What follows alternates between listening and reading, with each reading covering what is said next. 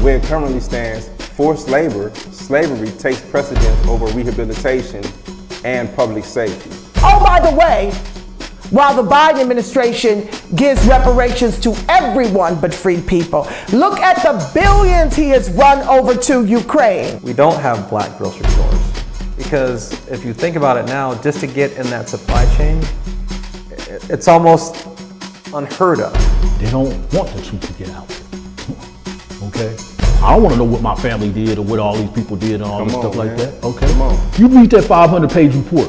There's this thing called white superiority and black inferiority. That mindset allows all of the behaviors that we've seen across generations, allows for the construction of these policies and practices and systems and structures that continue to oppress us. This is not a handout.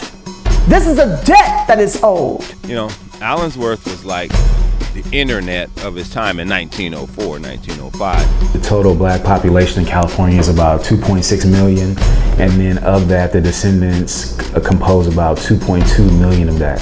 So California, with a multi-billion-dollar surplus, can absolutely afford to satisfy the international terms for reparations, beginning with compensation. Any financial obstacle that exists that impedes the success of increasing financial prosperity needs to be dealt with and eliminated. No matter where we've been, no matter what part of this fight we've been in, we've been harmed, and we've had harm done to us specifically. When I got to Los Angeles, this was some of the worst segregation I'd ever seen. And remember, I'm telling you, I'm from Mississippi. Because as you can see, I'm giving you broken history right now, you know? But I had to give it to you guys today. I said, no, I got to show them this because it's so precious and nobody really knows about it. Black people don't have that kind of luxury. Our historically black communities have been redistricted multiple times. Now listen, if you can't handle the TR roof, don't tune in.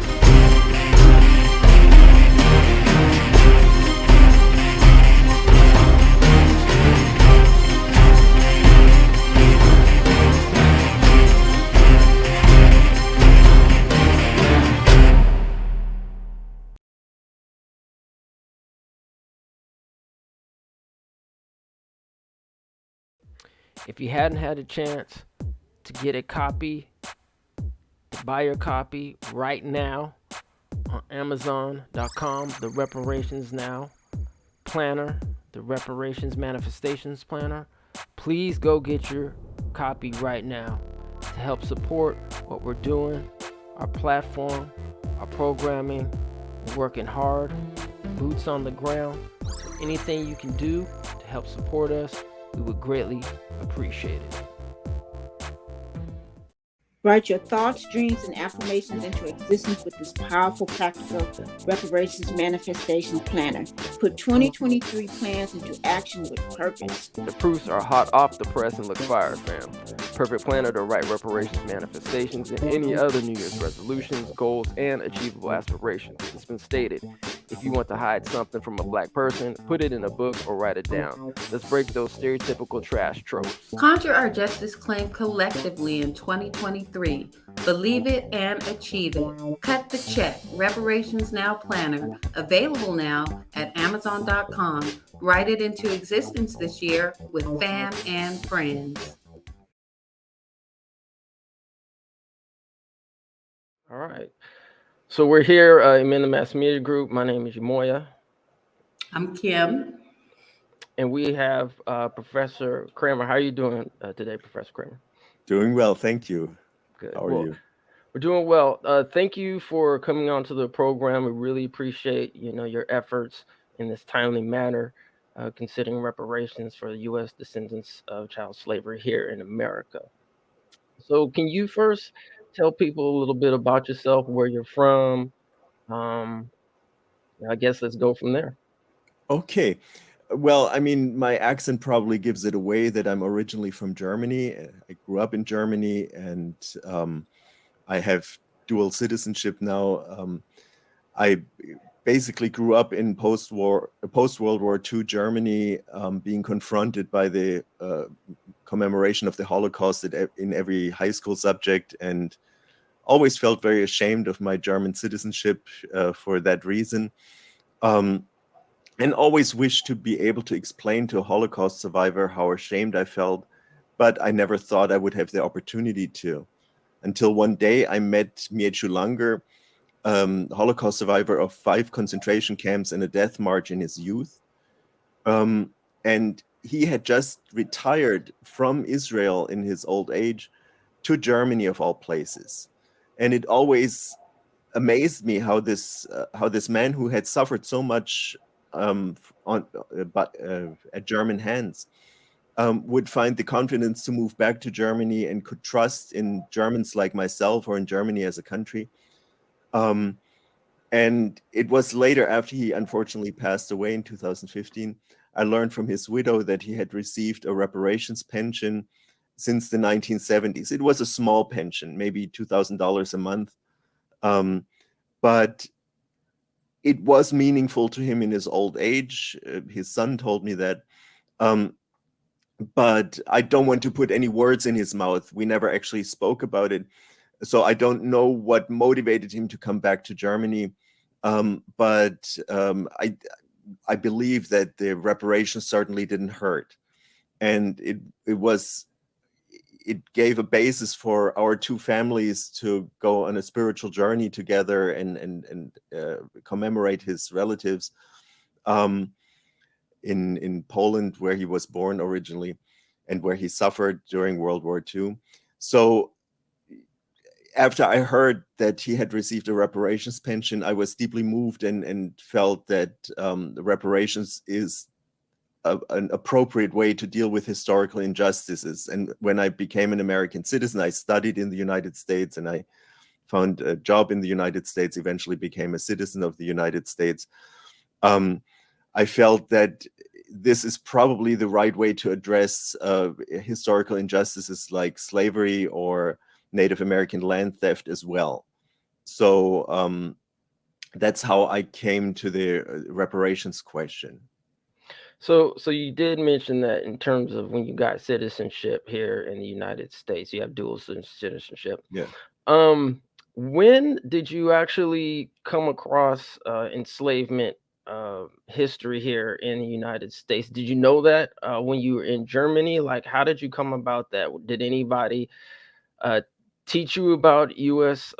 Enslavement here in the United States when you came over? Like, because the reason why I'm bringing that up is because sometimes when we talk to people who migrate over to the United States, some people are just unaware of America's history with enslavement. So can you tell us if you actually knew about American enslavement here, and then when did you actually find out about American enslavement here in the United States? This is actually a good question, and I'm not entirely sure. I mean, we learned some about it in high school in Germany, but not very much. And when I came over, this was in my youth, just as a tourist, basically. I came to New York, and my white friends told me, don't go to Harlem, don't go to the Bronx, and they considered it too dangerous. And of course, I got lost on the subway, and I ended up in Harlem. And Harlem out of the train and walked around, and I thought it was a beautiful neighborhood. I couldn't believe that people called it a ghetto. And I ended up finding a bookstore, and I went in and I bought myself some books. The Destruction of Black Civilization by Chancellor Williams, or a number of other books on African history, African American history. And so that lit a great interest in me. And of course, I made friends as well, African American friends that day. It became a passion and an interest in African American history, politics, and culture. So that's roughly how it happened. Okay. All right. So can you give us a brief history on Germany in terms of like East and West. Just a brief, so we understand. Did your family grow up on the East or West side? Like, just geographically and historically, can you kind of give us a better understanding of Germany in itself, and then how the East and West, I guess, eventually became what we now know as Germany? Okay, yeah, I grew up in West Germany. After the war, the Allies divided, the victorious Allies divided Germany into several sectors. There was a French sector, a British sector, an American sector, and a Soviet sector. And in the budding Cold War, the Western sectors and the Eastern sector became competing states, basically. In the West, a Western-style capitalist democracy was built after the image of the United States, and in the East, a socialist worker state was implemented, mirroring the Soviet Union. And in the system competition between the Soviet Union and the United States, between socialism and capitalism, a barbed wire border was built through Germany, and a wall separated East and West Berlin. So the city of Berlin, the former capital, was also divided into Eastern and Western sectors, although the city as a whole lies in the East. So I grew up in West Germany, in a city named Tübingen near Stuttgart, southwestern Germany. And the two countries pursued very different strategies in terms of dealing with their historical past. In the East, the government was made up of anti-Nazi fighters, socialists or communists who had been, whether they had been incarcerated during by the Gestapo during the war, like Erich Honecker, the last head of state of East Germany, or they fled into exile to the Soviet Union, or whatever. The East German government was made up of anti-Nazi fighters, whereas the West German government was made up of administrators who were, well, the Western Allies wanted administrators who were not Nazis, so they did a denazification campaign, but they allowed very many Nazis to slip through the cracks. So, for example, the minister-president of my home state of Baden-Württemberg, Filbinger, was an old Nazi. Yeah, so this was similar to the way, like, Werner von Braun became the chief of the US rocket program. A lot of old Nazis were used in the West for, and also in the East, but especially in the West. But the interesting thing is that the two states developed completely different approaches to reconciliation and reparations. In the Eastern state, the government said, we were never Nazis. We are untainted by that. And despite the fact that the population had been tainted by Nazism, the leadership said, East Germany is an anti-Nazi state. We have to apologize for nothing. And so a very shallow treatment of history was provided. Whereas in the West, there was great tension in the population. Some young people said, there shouldn't be old Nazis in government, and the right and the left fought over how to commemorate history. And interestingly, out of that grew a accounting of history that was more, in my opinion, more honest and more productive. Not that it's totally honest or anything, but there was a tendency to dig deeper. Although this took 20 years before these questions were addressed, the immediate post-war generation tried to ignore Nazi crimes. And it was the younger generation, especially the 1968 generation of students, that challenged their parents and asked, where were you? What did you do? That's how this culture of commemoration came about.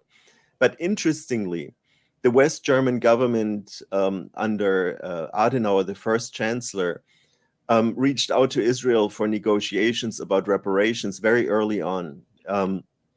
And Israel said only if he acknowledged Germany's responsibility for the Holocaust, and they also demanded a figure for reparations, which today looks very small, but at the time it was considered big and outlandish. And he agreed. And eventually, after a lot of back and forth, there was a lot of opposition in Israel. Eventually, the two sides started to talk. So it was the West German government in Israel that negotiated about reparations and came to an agreement in 1952.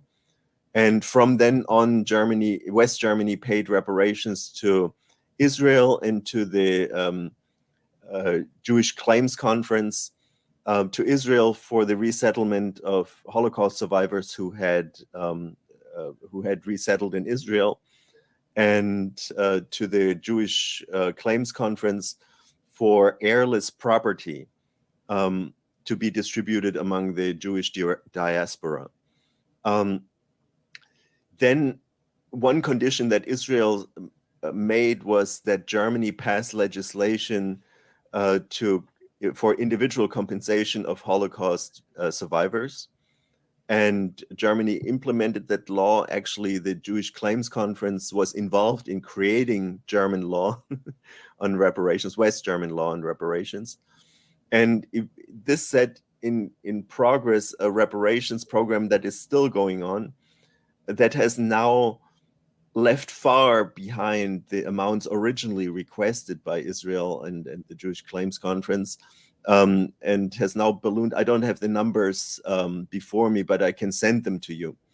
I have some dated numbers from 2007 where they kind of did an accounting how much had been paid.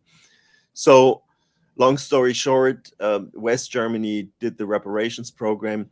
East Germany did far less. They paid reparations to the Soviet Union, but not for the Holocaust, but for World War II, basically. And when Germany got reunited, that reparations program went national and became a joint German program. And then the United States under Clinton started to pressure Germany to pay surviving slave laborers for their slave labor. There were groups that were not involved in the Holocaust reparations, and then forgotten victims spoke up, and eventually new agreements were made under some public pressure and force. And Germany paid slave laborers and set up a private public foundation for memory and responsibility. I'm not sure about the exact title. Again, I can send that to you. So I decided to look up to see if then President Bill Clinton of the United States actually supported reparations for those enslaved people here in the United States of America, African Americans, Black Americans, also known as American freedmen.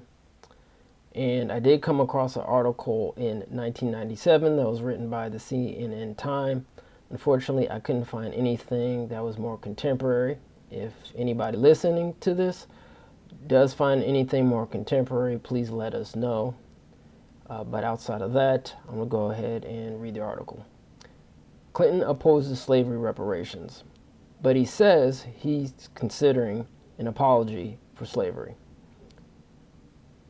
President Bill Clinton says he does not favor compensating the victims of slavery because the nation is so many generations removed from that era that reparations for Black Americans may not be possible.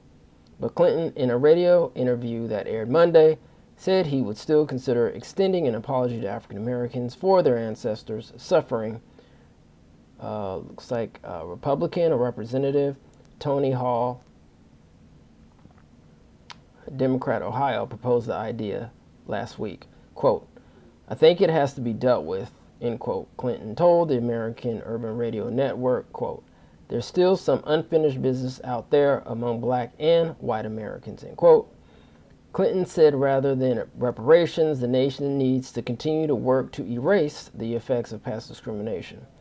Over the weekend, the president called for a new national dialogue on race, saying the nation should strive to become a, quote, truly multiracial democracy, end quote. And let me just go back a little farther down, not back, I'm sorry. Let me go down a little farther to end this article. Also on Monday, Clinton appeared at 2 fundraising dinners for black and Jewish supporters, netting the cash-strapped Democratic National Committee, DNC, $700,000. The party, under investigation for fundraising excesses last year, faces a $60 million debt. Party leaders plan to return $3 million in questionable donations, but have had to postpone doing so until they raise more money. At the dinner for black supporters, couples gave $10,000 each. The price was $25,000 per couple at the second dinner, a shared fundraiser between the DNC and the National Jewish Democratic Council. So I just wanted to just point out 2 things. That it was interesting that then President Bill Clinton actually supported reparations, in particular slavery reparations for the Jewish community, but then he didn't support slavery reparations for those who actually built this country that his ancestors benefited from, and he personally and his family still benefits from.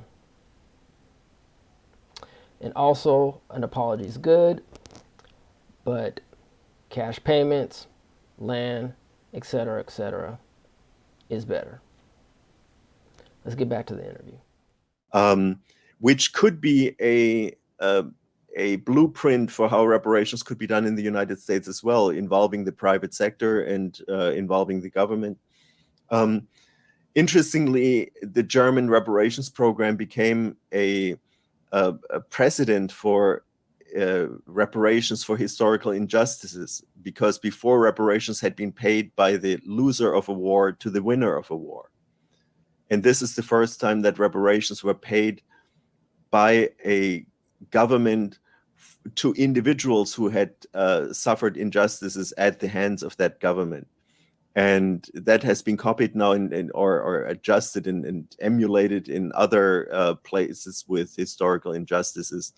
And I think it's good also to look at Holocaust reparations for the purpose of slavery reparations in the United States. Although I don't recommend copying the program, because there are certainly great weaknesses in the German reparations program, but overall, it's a successful example. Israel and Germany are today friendly nations. That was unthinkable after World War II. So without the reparations program, I don't think that development could have ever taken place. So in terms of the reparations for the Jewish Holocaust, was there a commission that was set up during that time, or was it just negotiations between the 2 countries, Germany and Israel? It was negotiations between the West German government and the state of Israel, which had newly been founded. And this was also an innovation, that a state who didn't even exist at the time of the injustice could be a recipient of reparations. And the Jewish Claims Conference, which was an organization, an umbrella organization of many Jewish organizations, mostly in the United States, but elsewhere as well, who represented the Jewish diaspora. So it was not necessarily a commission of the German government. It was a couple of individuals in the German government, if I understand it correctly. But I'm not a historian, so please take that with a grain of salt. Okay. The reason why I asked that question is because, some people have said, why, in particular, and by the way, let's make this disclaimer before we go on. Professor Craemer is representing himself. He's not representing the California Reparations Task Force at all. he's representing himself as an individual and Right. also for his education. Now, speaking of that, now where are you currently teaching at? I'm an associate professor at the School of Public Policy at the University of Connecticut. Connecticut. Okay, and you're not speaking on behalf of University of Connecticut I'm as not well, is that speaking on correct? behalf of the University of Connecticut, and I'm also Okay. not speaking on behalf of the expert group that was hired by the task force to advise them on the amounts and estimating the amounts. So I'm speaking for myself only. All right, good. Good. So now we got that disclaimer Thank you for out of the way. reminding me. Because I was like, oh yeah, we got to do that on the top of the show. So let's do it now. Thank you. All right. So the reason why I asked you that question is because it's been said, well, why for African Americans who have had so many harms done? I mean, the evidence should be there, right? Why are we having a commission? In your opinion, just in since you do have a brief history of American history, do you think a commission is even necessary in this particular matter, or not? Or do you think it could be done, as you're saying, with West Germany and Israel in terms of trying to repair here in the United States? That's a great question, and I have 2 to 3 opinions on it that are all mutually contradictory. My first opinion is it's not necessary to have a commission because the research has been done. There's many noted scholars that have done research on reparations and on African American history. If I had it, if I could imagine an ideal policy, I would say first make a down payment, then set up a commission and figure out what the rest of the amount should be and over what time it should be paid out. So the apology needs to come first and it needs to get out of the way. Because that is known. Slavery existed, nobody denies that, and slavery meant that that time was stolen from African Americans, and the value of that time was placed into white American hands. Of course, not all white American hands. It was placed in the hands of the white slave owners, and they have handed it down through inheritances from one generation to the next. So to this day, it's still in white hands. And it has diffused, and we all have had an indirect benefit from it.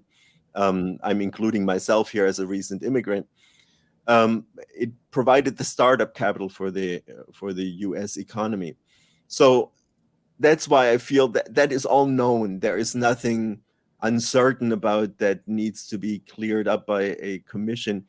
What is not known is what that time would have been worth for the ancestors of, the enslaved ancestors of African Americans who are descendants of the enslaved in the United States. That's the kind of research that I was engaging in and what I was interested in. So I used historical wages, which are tiny, like from 2 cents to 8 cents per hour. I mean, nothing big, and added that up, and that resulted in the trillion-dollar figure at 3% interest and in the quadrillion-dollar figure at 6% interest.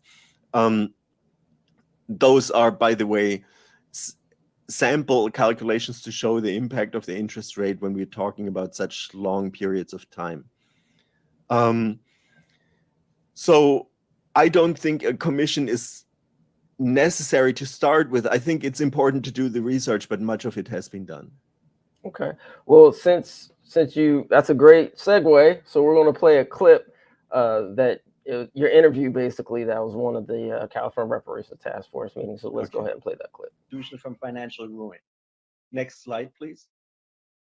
But I'm going with a much more conservative interest rate of 3%. With that, I arrive at a 2019 estimate of $19.14 trillion.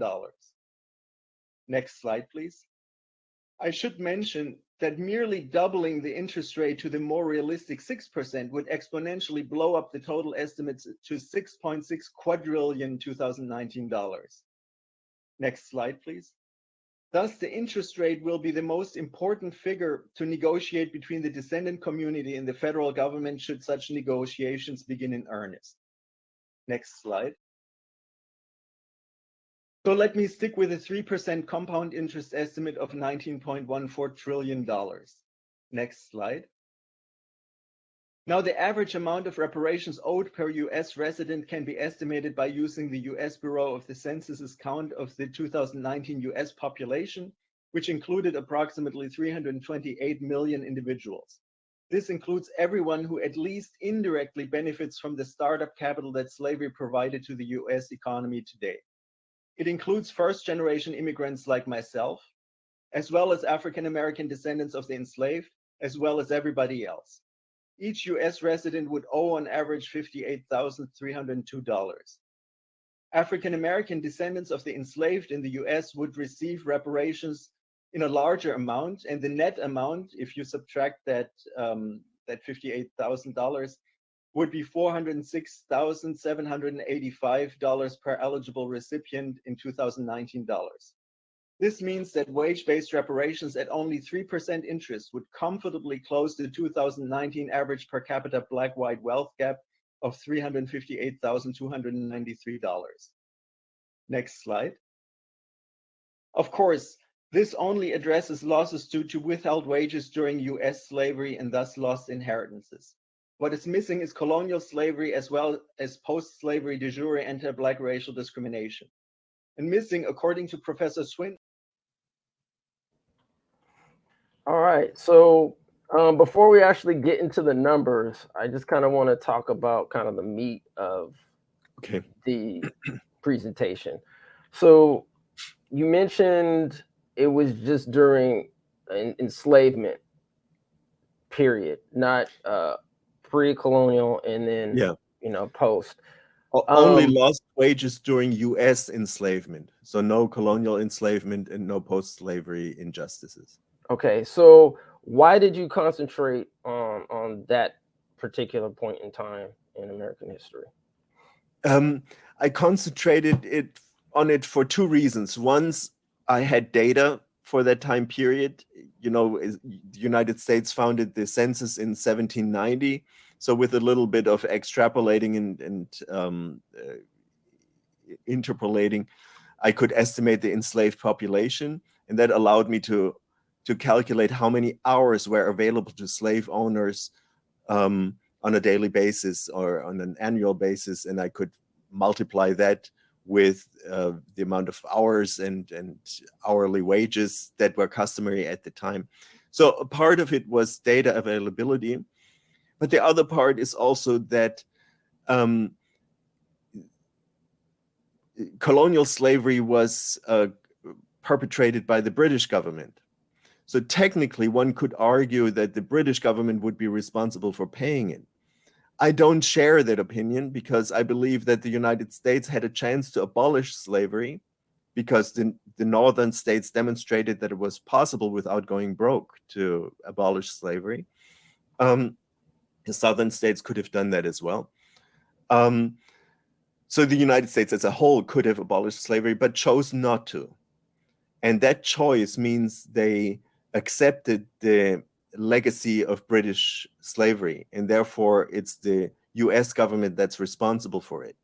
So that's still an outstanding bill that I have not yet estimated because I don't have the data on slave populations and on the wages at the time, but this could theoretically be done. Then I did not include post-slavery injustices like redlining or, housing discrimination, labor discrimination, pay discrimination, you name it, just because that also requires more research. There are other scholars that have done estimates, and I've included them in some papers, but and I'm now doing research for the California Reparations Task Force, where we're looking at these things. But I took one piece out of it just to see what order of magnitude are we talking about if we go super conservative. Not ideologically conservative, but super with assumptions that make the amount as small as possible. And that's the 3% interest rate, which was not typical during slavery. 6% was much more typical. Or other interest rates. Actually, a study should be run on what were the typical interest rates in sales contracts of people. This is research that should be done. I haven't done it yet, but that would be very illuminating and could be the basis for demands.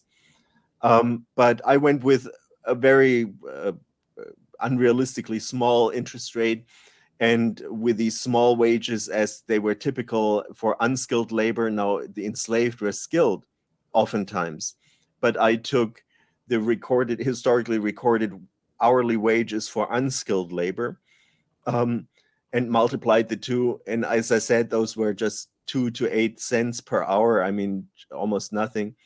But that's what the enslaved would likely have demanded at the time. They would have likely demanded the wages that were typical on the free labor market at the time, under certain assumptions. Of course, we have to imagine what would have happened had a labor force of 4 million be released. All of a sudden, wages may have gone down, but slave owners would have had to go to the market and buy services that would have raised the price again. So, I mean, the roughly taking the free labor wages, I thought was a very conservative assumption, and then multiplying these up, and I ended up with trillions of dollars.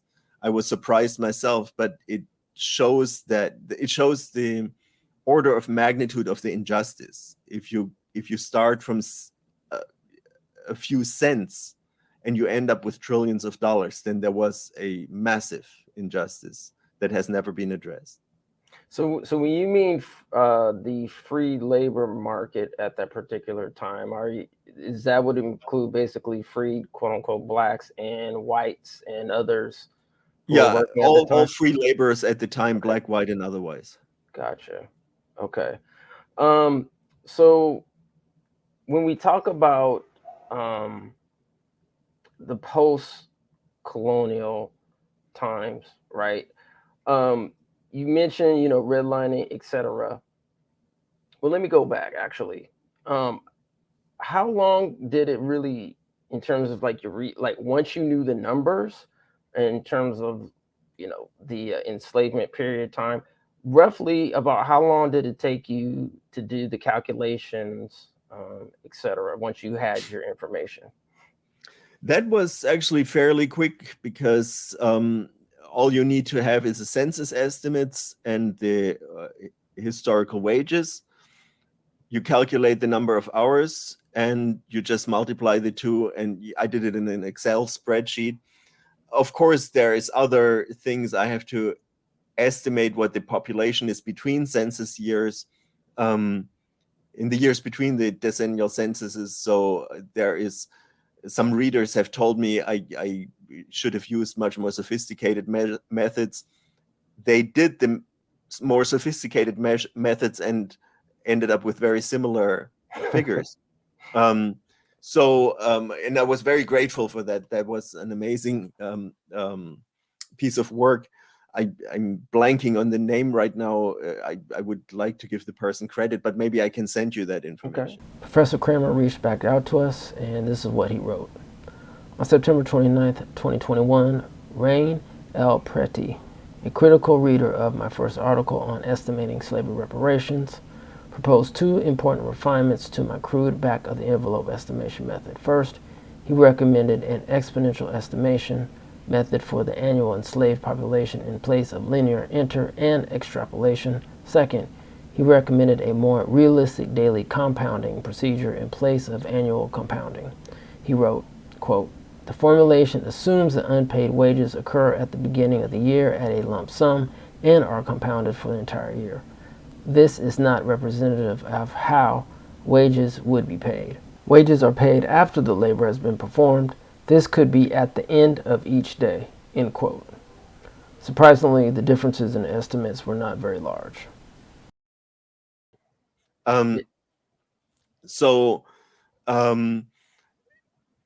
There's always some simplifying assumptions that you have to make, but I try to, wherever I made an assumption, I went to the conservative side. For example, I did not count the Civil War years, although slavery was only abolished in 1865.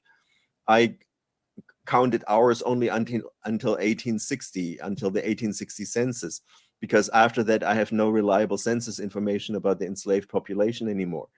That's a grossly simplifying assumption, and I'm cutting off a lot of man, woman, and child hours here that should be compensated as well. So yeah, once the information was there, it was not a very complicated process, and I could send you this Excel spreadsheet if you wish. When I'm asked about it for people that want to double check, I'm happy to make it available. Okay, so was there some type of, I don't know, academic methodology, you know, statistics that your other kind of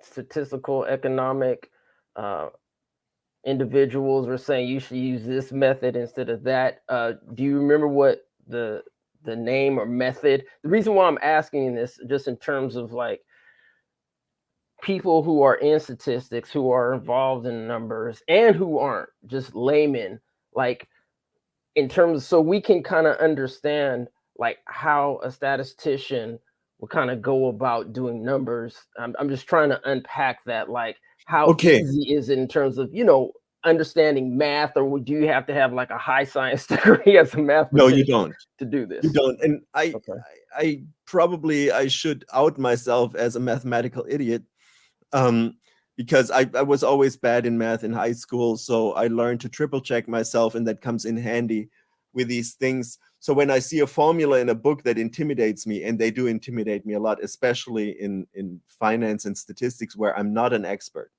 and I was not trained formally in it. What I do is I take an Excel spreadsheet and I model what would happen. You know, I take a cell and I write an amount in it, and then I write another cell and I calculate what the interest would be. It's just a percentage of that amount. And then I add that to the amount, and then I see what would happen the next year, where that amount is again increased by that same percentage. That's compound interest. But rather than using a formula for compound interest, which is available online and in any financial, you know, if in a finance textbook, I created it so that I would go from year 1776 to year 2022. Every year, you know, in my spreadsheet, every year would represent one line, and I would take from the previous year whatever that total was and add the 3% interest, or whatever the interest rate is, or the 6%, and come to the total amount. And then to double check, I would enter the formula that I found in a textbook. And the amazing thing is the two match and they produce the same number. So that tells me that I did something right. And that other people would come to the same conclusion. And only if I've triple checked myself that way do I go on to even consider submitting something for publication. That doesn't mean that I don't make mistakes. I do make mistakes, and readers, careful readers and mathematically inclined readers have told me about those mistakes, and I'm very grateful for that feedback, because I am not feeling confident about mathematics or things. Now, I've been trained statistically, but statistics doesn't have anything to do with these financial calculations. I've been trained statistically and I teach statistics, so I do feel comfortable in the world of numbers, but it's not been, well, let me put it that way. As a child, nobody would have told me that I would ever end up doing anything like this, because math was something that I honestly hated. Yeah, I mean, I can't speak for Kim. I had to take statistics or two in college, and I wasn't a fan of it. Still not a fan of it, but I know because we deal with, you know, reparations and it's reparations space, and in general, you know, we have to know some form of data and statistics ourselves. I've had to. There's actually a project that we did on our platform. It's called why am I drawing a blank? What's it called? Blacklisted. That's what's called, Blacklisted. And Okay. part of what I had to actually look at was some of the quote unquote black moguls here, like Oprah Winfrey, Bob Johnson, etc., and try to see, what their wealth was, comparatively speaking to, some of the other white moguls. And so I kind of had to run my statistics and, do some financial math. And I was just like, oh, Interesting. Cool. this isn't my lane. I'm not, but I totally understand where you're coming from in terms of, and I think, having some idea and concept in terms of math and statistics is something good, because you just never know, when we're going to be able to use it. And this is good, not just for people who quote unquote went to college, whatever, just anybody, is good to know some level of calculation. Right. And I have to admit that in high school, I missed a lot of the fundamentals because I didn't get along with my math teachers, or I got discouraged early on. I didn't believe I could do it. So I entered college without a background in math, and basically playing with an Excel spreadsheet and kind of reverse engineering math, kind of learning from my pocket calculator how to do math, or how do I set the correct parentheses when I'm writing a formula. I just tried it out and saw whether the numbers would differ, in a case where I could oversee what the right or wrong answer would be, and just played around with it. And this way I learned it, and it was actually fun. So now I enjoy doing it, but it was not anything that came natural to me at all. So for those of you who are listening that are scared of numbers, you have two great examples of don't be scared about these numbers, because it can be intimidating after a while. Yeah, and for anybody who's telling us that it's too complicated, too complex, it can't be done, it sounds like that's not true either. Oh yeah, that argument is not true at all. I mean, the record keeping in the United States was pretty good, and that comes in handy for historical justice work. So yeah, it certainly can be done. Okay. But of course, there are, I don't want to make light of it. There are, what kind of assumptions you make makes a difference, but you can try different model calculations, like this more sophisticated reader of mine who actually corrected me and said, well, the population doesn't grow in a linear fashion. And I had used linear interpolation, which is a simple process. He showed me that I could do exponential modeling, and I was amazed. It was great. It looked really, the two curves matched very beautifully, the population growth curves. And when I used it to calculate my reparations outcome, the result was literally the same. I mean, yeah, the numbers are the numbers. And now that we're starting to see some estimated cost from the expert task force group, and I know you're not here to speak on their behalf, I'm just wondering if you're using some of the same methodology that you're using as far as conservative numbers. Are they using conservative, modest numbers to come to their estimates as well?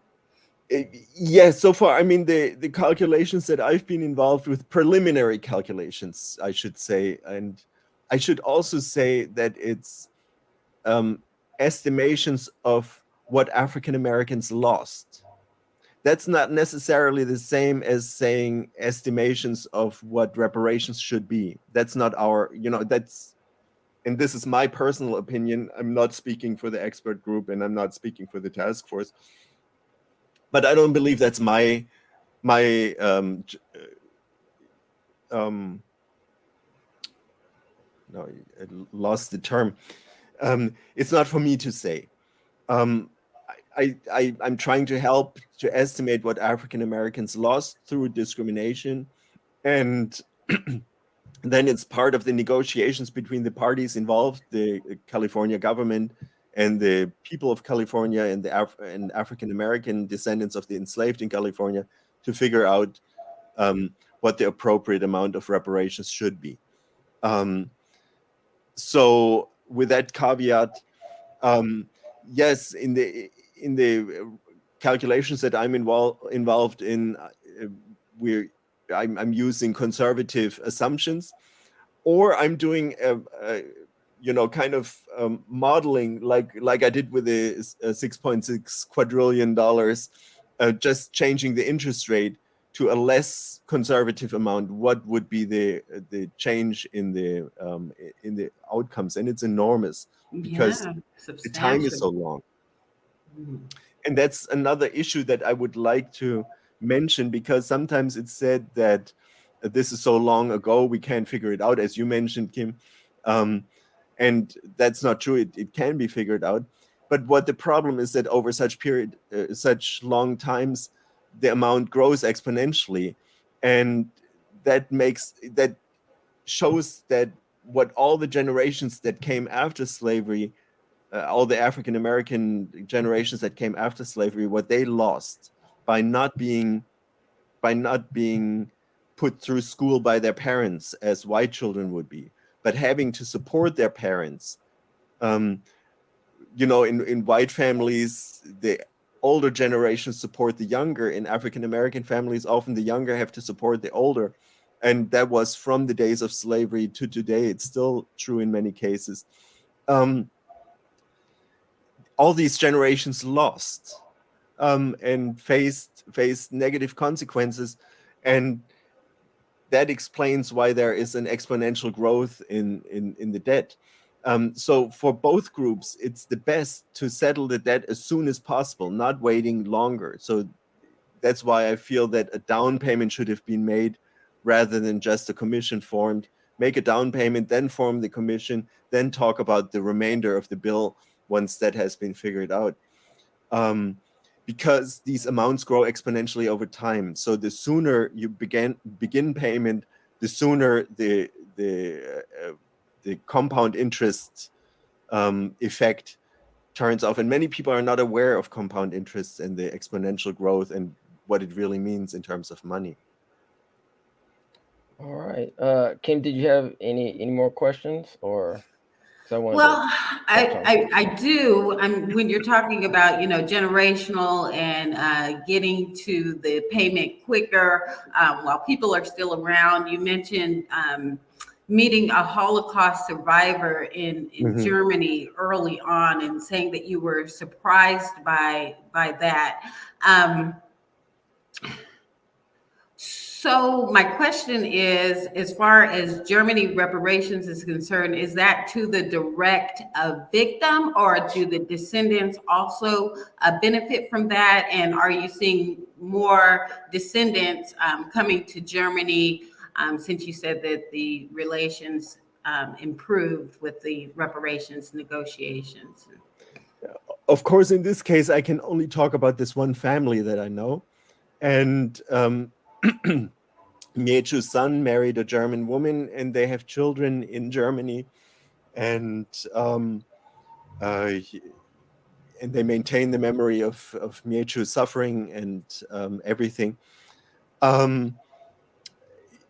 So I would say the reparations mainly got to the direct victims, the surviving victims. So not for victims that had perished, except for those reparations to the Jewish Claims Conference for heirless property.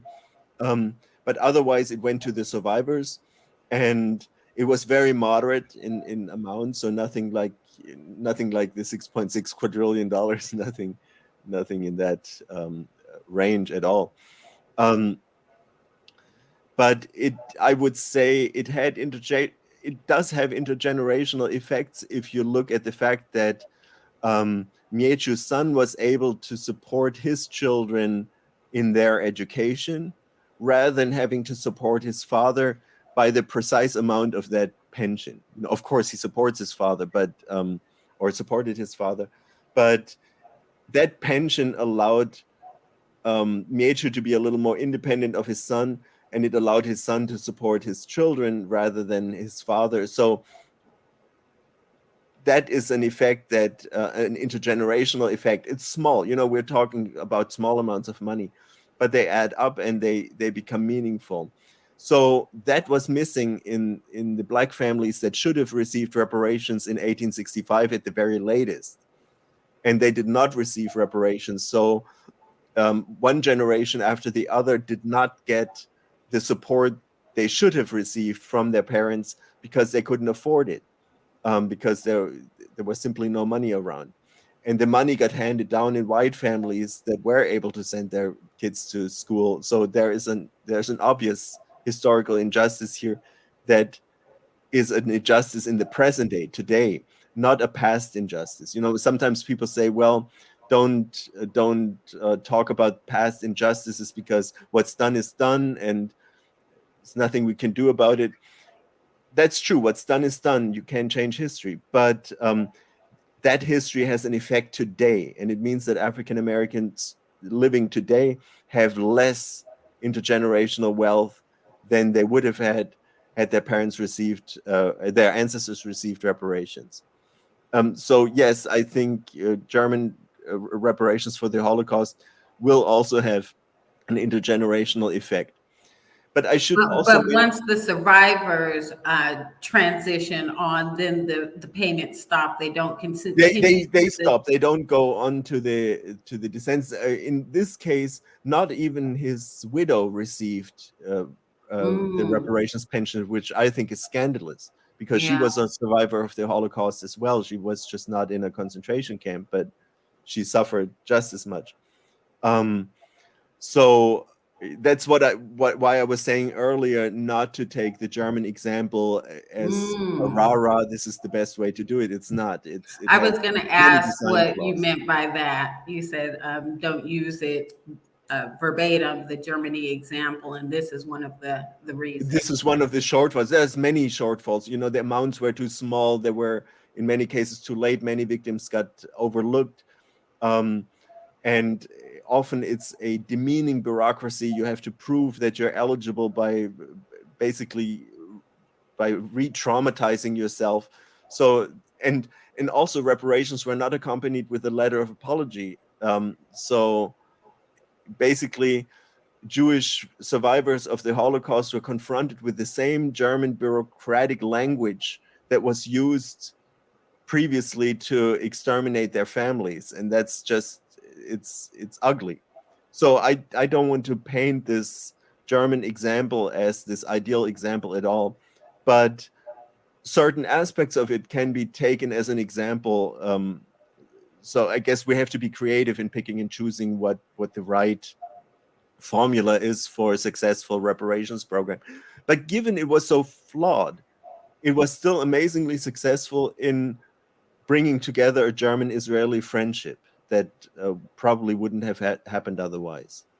And I had a question about that as well, because here in America, of course, we don't have our own separate nations, so we're all living here together. And that's one thing that keeps coming up, that what is this going to do to race relations if Black people get reparations? Some people are going to have bitter feelings. Do you think that Germany and Israel were able to create a solidarity and not have so many bitter feelings because of the separation? Not necessarily, because Mietsch's example shows he moved to Germany, of all places, and made it his second home. I would say reparations, quite the opposite. Rather than it creating race tensions, it can provide a resolution to race tensions. So I would say it's a recipe for reconciliation. Of course, you can't force reconciliation. There is sometimes people mistake it for a blood payment. Okay, we were wrong, we'll give you money. Let's just shut up about it now and go our separate ways. That's not the kind of reparations that I imagine. The reparations I imagine is we are sorry for what our ancestors did, for what we still benefit from. Here is reparations as a symbol. We can't repair anything in the past. Nothing changes. The past is the past.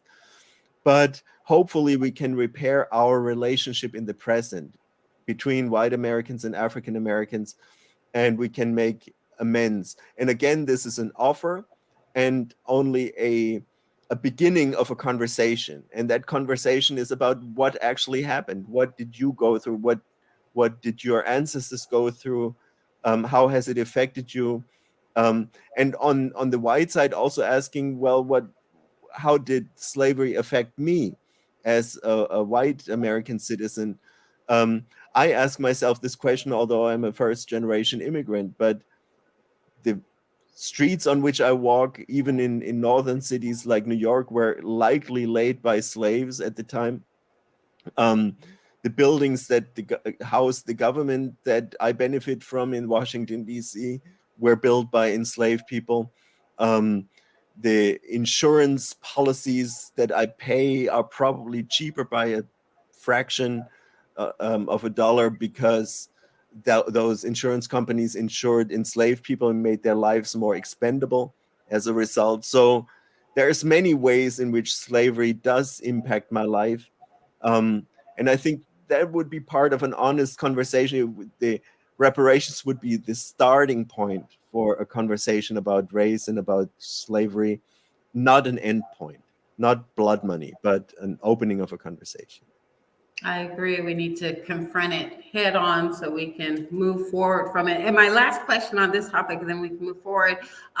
Do you have any data on how many Holocaust survivors are still around? The numbers are dwindling fast. I'm not sure what the number is now. I would have to do research on that I'm not aware. According to a 2016 article, there are about 100,000 Jews who were in camps, ghettos, and in hiding under Nazi occupation who are still alive today.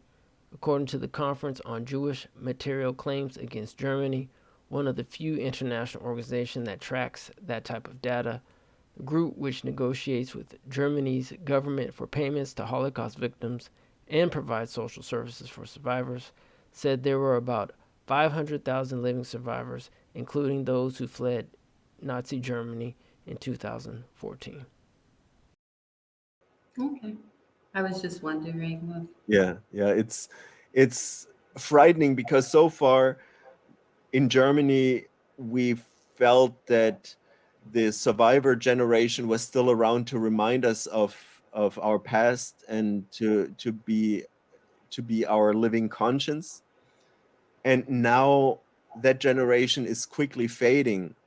And the question is, how will we commemorate our past when there are no first-hand witnesses around, eyewitnesses around? Will the Holocaust deniers win the day, or will we find a way to honestly commemorate the Holocaust? So those are questions that bother me. All right. Well, I know we've been here for almost, going on an hour now, and funny how time flies. So really appreciate it. So we definitely want to, try to wrap this up within, certain time limit for you. So definitely appreciate your time. But before we go, I wanted to mention for those who have yet to see the program that we did on data desegregation here in California, SB 189. I highly recommend people going to our channel and watch that. And here's a notice, a public notice from Coalition for Just and Equitable California that was sent out to the media and other public publications for immediate release once the news hit. And I just briefly kind of want to go over what this bill is, and then Professor Craemer, kind of get your opinion on it. Okay. So I guess I'll just read maybe the last paragraph and then also another section in terms of why this particular bill is so important. So it says this bill would commencing January 1st, 2024, require the State Controller's Office, to the extent the office has completed the functionality necessary in the Department of Human Resources when collecting demographic data as to the ancestry or ethnic origin of Californians hired into state employment, to use additional collection categories and tabulations for specified Black or African American groups. The bill would require inclusion of the data in the annual census of employees in state civil service report published or released on or after January 1st, 2025 as specified. And then in section 14, section 8310.6, it looks like it was added. It said on or after January 1st, 2024, the State Control's Office, to the extent the State Control's Office has completed the functionality necessary and the Department of Human Resources when collecting demographic data as to the ancestry or ethnic origin of persons hired into state employment, shall include the following additional collection categories and tabulations for Black or African American groups, including but not limited to all the following: 1, African Americans who are descendants of persons who were enslaved in the United States, Blacks who are not descendants of persons who were enslaved in the United States. I'm not going to read the full thing. I'm just going to quickly paraphrase. Unknown or chosen not to identify, the data collected pursuant to the collection categories and tabulations described in subdivision A. For the purposes of this section, 1, African Americans who are descendants of persons who were enslaved in the United States means individuals who self-identify as Black, African American, or American freedmen who have at least one ancestor who was enslaved in the United States. And then the section goes on to delineate other individuals who would classify themselves as Black within this category. Mm-hmm. So I guess, based on that information, what are currently some of your challenges that you have in terms of doing your research, especially when you're talking about the descendants have yet to have kind of their own category? We're labeling ourselves as well as freedmen, because it does have some correlation in terms of historical reference here in the United States. But what are some of your challenges that you have had to run into in terms of trying to tabulate some of this information with the African American population? Well, the problem is that we don't have reliable numbers for the number of African Americans who are descendants of the enslaved in the United States, which makes it difficult to come up with the amount that would be owed. Once we can calculate the total because we know this enslaved population from the historical censuses, and we know how it gained interest and so on. So we can calculate the total, but then by how many do we divide it? And so we have right now, I'm using the Black non-Hispanic population as counted by the US Census, but that's only a very crude approximation, because there's many Hispanic Blacks who probably have ancestors who were enslaved in the United States, and there are some non-Hispanic African Americans who have no enslaved ancestry because their ancestors immigrated more recently from Africa or from other destinations. And then, of course, there's also the problem that we do have a lot of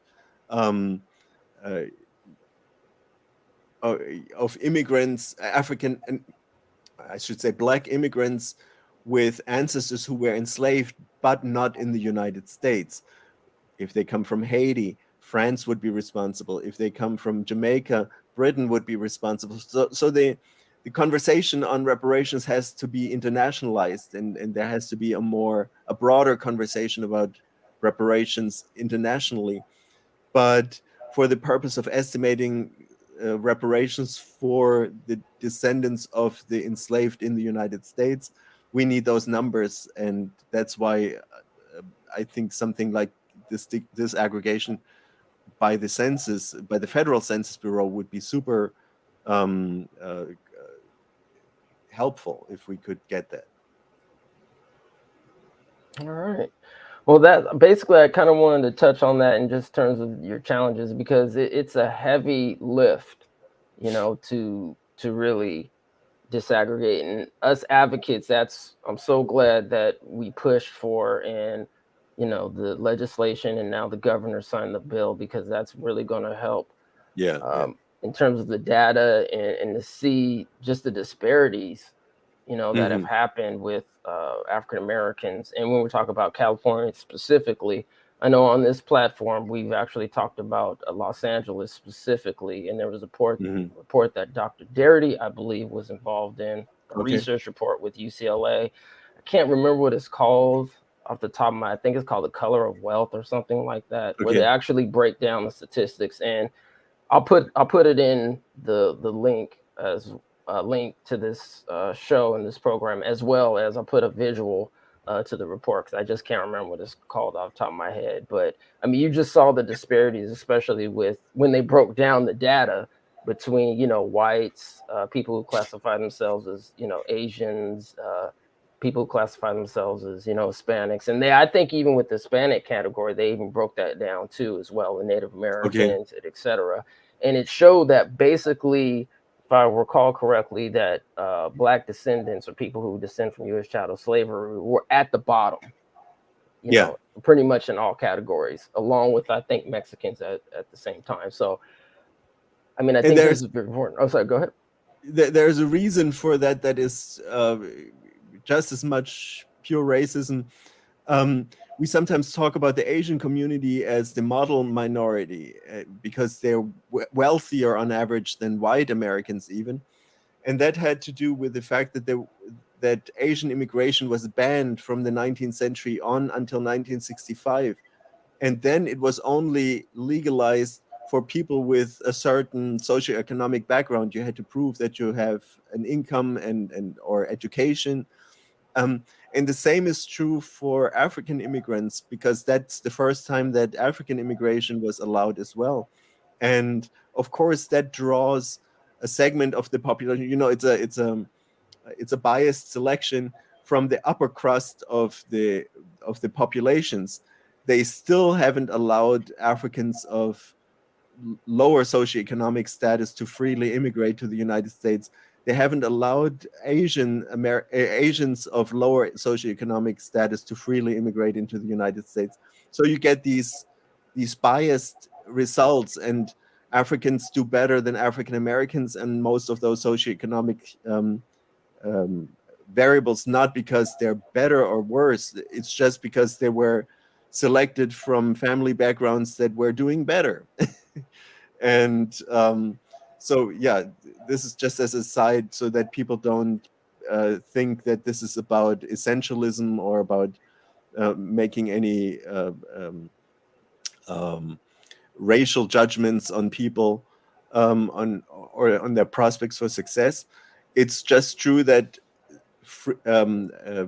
African American descendants of the enslaved were left at the end of the line, waiting for government recognition and reparations, and that's why I believe they should be the first in line to receive reparations.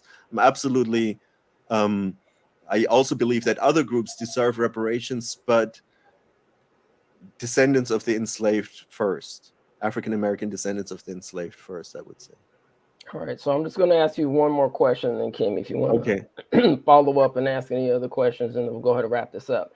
But I guess my last question to you, Professor Craemer, is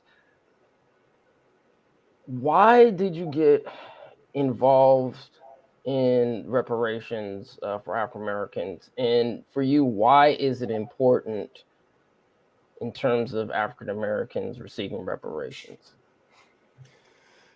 Because I feel uncomfortable living in a reality where my African American neighbors and friends and fellow Americans are having worse life chances just because of the families they were born into. Nobody chooses their families. It makes me feel profoundly uncomfortable, that inequality. I feel that I enjoy a privilege, but it's a privilege I don't want. And I would say that's probably my motivation. And it's not just African American reparations. Many people ask me, well, if we pay African American reparations, shouldn't we pay Native American reparations? And I say, yeah, the reparations are a way to address historical injustices more generally. And then there is the question, how far should we go back? And that's a good question, because we could go back to biblical times and worry about one tribe subjecting the other. I would say if the injustice has effects today on people living today, then it should be addressed by reparations. All right, appreciate that. Kim, if there's anything else you want to say, then we're going to go ahead and wrap up. Well, you say that you were kind of self-taught on slavery in the U.S. You kind of just picked up some books and started reading. I mean, is that the same for your reparations research work, kind of self-taught, self-motivated, or were there other like groups or hubs that were doing this that you were able to connect with? Well, at the time, and this is probably just a side note, but you can cut it down if it's too long. At the time that I was getting into this research, I was doing research on implicit and explicit racial attitudes in the United States. That's reaction time tasks on the computer that tell you whether a person has pro-Black or anti-Black bias. Based on their reaction time, it's something that people can't consciously suppress. So it's very interesting. And I was looking at how does it influence people's opinions on race-related policies, for example, on affirmative action or in government aid to minorities or busing or whatnot. But all these policies have elite opinion leadership, meaning that either Republicans or Democrats are favoring or opposing these policies.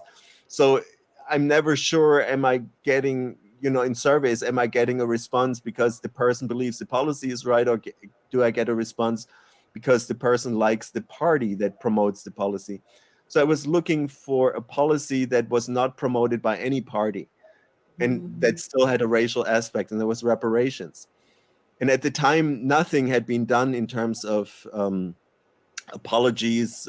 In the meantime, some states have apologized. The federal government, the House and Senate have issued apologies, albeit without reparations, and so on. All these are later developments. It had nothing to do with my research, but at the time, really nothing was done in the mainstream about reparations. And so after finding that the effects of these implicit racial attitudes were super powerful on opinions on slavery reparations, I thought I just wanted to know what order of magnitude are we even talking about. And that's how I got interested in estimating. And that's why I also started with a very childish Excel spreadsheet that I just put together with my feeble abilities in financial accounting. And I learned the rest along the way. But yeah, I was very surprised by the amounts that came out, and the rest is history. But that's how I got into the reparations work. Well, thank you for digging in deep on the topic. Certainly appreciate your research. Well, thank you very much for having me. I appreciate it. Yes, yes. And if you're in the States for the last task force meeting, which is supposed to be in February sometime, dates are still to be February determined. in Sacramento, I believe, right? Yes, in Sacramento, where we're at. And we're also trying to schedule a screening of the documentary trailer that you saw earlier around that time. So hopefully you'll be able to attend. And I hope to attend the next task force meeting. Not the next one, upcoming. Yeah, the next one is like in 2 days. Right. The following one in Sacramento, I hope to attend in person. Okay, well, we hope to see you there. And if not, we definitely appreciate your time and your energy into this matter, because it really takes a brave individual, especially when you're talking about somebody, of your ethnicity and ancestry, to get involved in this movement, because I'm just going to be honest with you. And I can only speak about living here in America. We've had a lot of hostility towards the European descendant community here in the United States regarding reparations. And unfortunately, not only with white people, but I think America in general is very unaware and ignorant of their own history in the United States. And we appreciate you actually taking the time to further understand not only about world history, but specifically about American history, which now you have dual citizenship in both Germany and America. So we really appreciate that, your time and energy into this matter. And I think that's about it, Kim. If not, we're just gonna go ahead and wrap it up. All right, thank you so much for these kind words. I really appreciate it. Okay, appreciate it. Thank you so much for your time. All right, thanks, Professor Craemer. Thank you.